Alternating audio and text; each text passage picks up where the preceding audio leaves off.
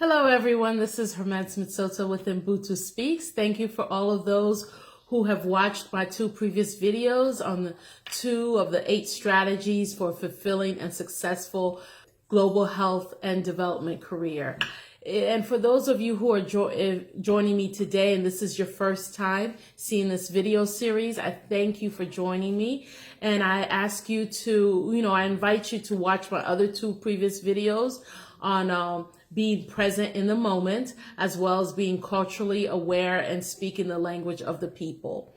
Now, the reason that I decided to start this series is because oftentimes as global health professionals and development professionals, we are asked to go into a certain environment, a certain community, far away from home, and we're asked to be and work with people from different backgrounds, cultural backgrounds, ethnic, religious, and we have to find our way and adapt and find ways and have a mindset that will allow us to be able to complete our mission and to do the work that's required.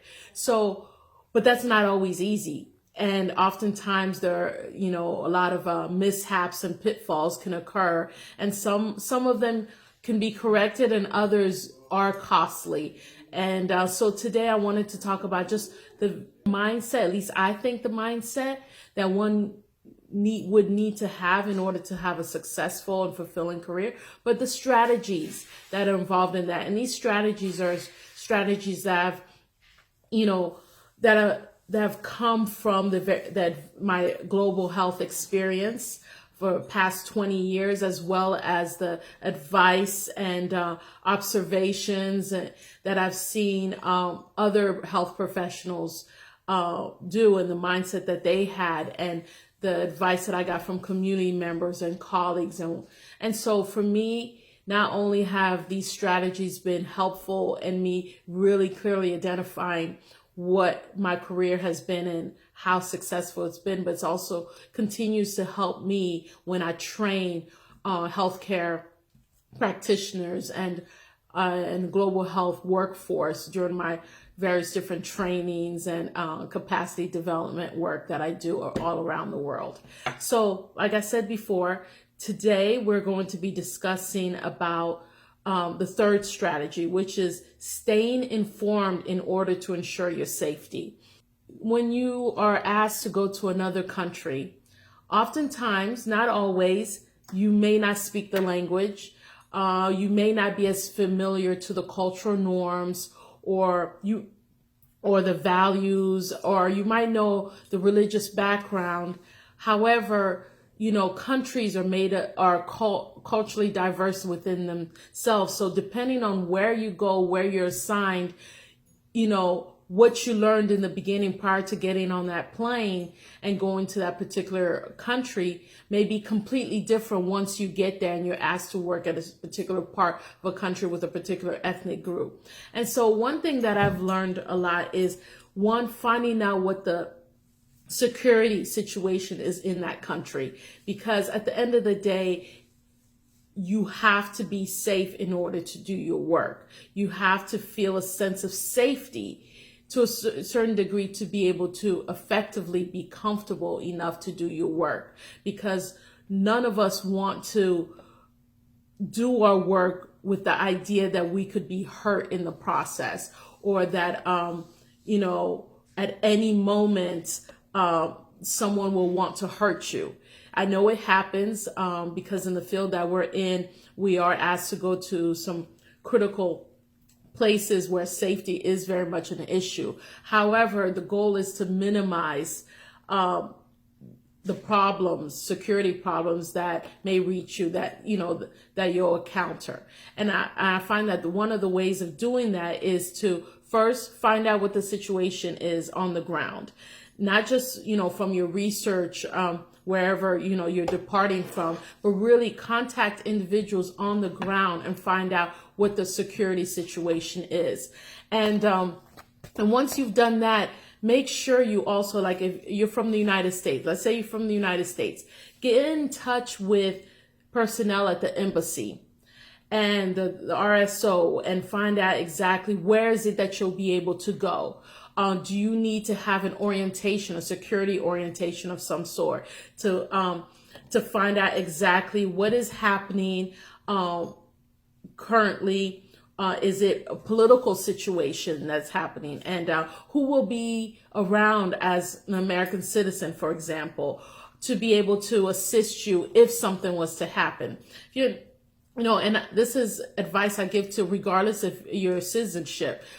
Know if the country that you're going to has your embassy, because it could be something simple as you getting pickpocketed or you losing your passport, and now you find yourself in a situation where you have to produce documentation that says who you are and you don't have it. So it's really important to know where your embassy is, the address, and also what steps it would take and how long it may take in order for you to get the proper documentation, replacement of the proper documentation.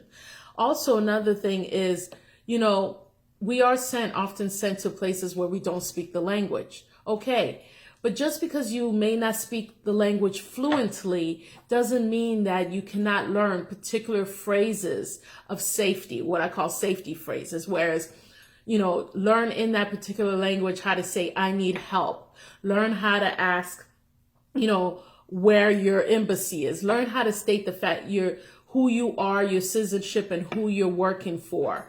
And, now a lot of us, have cell phones, and in a lot of places that we do work, and there may not be landlines, but a lot of people do have cell phones. And so therefore, put those major security contacts within your cell phone.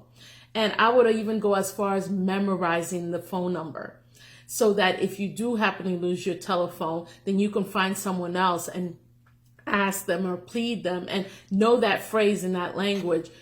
I need to make a phone call. I need help. I need to go to the hospital. But memorize those key numbers so that you can then contact someone within your embassy, within the hospital, within your organization that would be able to take care of you. Also, another way is, ask questions in a respectful manner, and in order to get the answers you need to create a structure or a system of safety measures, for example, a safety measure plan that, if you're living in a particular area. I remember when I was in the Peace Corps, I put key phone numbers. I had the name of the chief in my community. I had the name of the driver that always took me everywhere. And it was really important for me to have, I had my parents' information, phone number, I had my blood type, like even things like that, just in case something happened to me. And those who were willing to help me had information in order to do so. And I had that posted on my wall. That was my safety plan. And I also knew that, if I needed to be evacuated, I found out where would I have to go to be able to meet, people from my organization in order to be safely evacuated. So those are the kind of things that are really important. Creating a security plan, a safety plan, and sharing it with people that you trust so that they know that in case something is to happen to you and you're not conscious, for example, so, they can help you. Another thing also is in order to stay safe, please, I know I'm going to speak about it later in the next video. Try your best to be aware of the political situation, but don't get involved in political discussions, especially when you being a foreigner in that country, you're going to be asked continuously how you feel about a particular political party and what do you feel about this and that. You may have your own opinions, but try your best to keep them to yourselves, because that is the quickest way to find yourself in a problem, a security problem, and in a situation where your safety is at risk. So that was my third strategy of the 8 strategies to a successful and fulfilling global health and development career. Thank you very much. Once again, this is Herman Smith-Sosa. I am who I am because we all are. And I look forward to speaking to you tomorrow. Take care. Bye-bye.